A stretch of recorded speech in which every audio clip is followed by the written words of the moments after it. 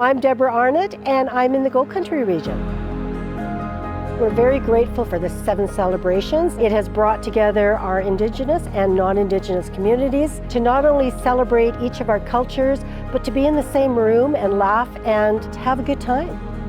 Gold Country covers many, many communities. Each of the communities work well together, share resources. As neighbors, we need to support each other. I really believe if the region is successful, we're all successful. We're quite thrilled to see the many artisans back in the room together. It was really nice to see the community members out also. I absolutely love the region of Gold Country. Gold Country has amazing landscape and amazing scenery. It is a thrill to drive through this region because you're not going to see the same thing twice. We're very grateful for TOTA and the Canadian Heritage for providing this opportunity in our region.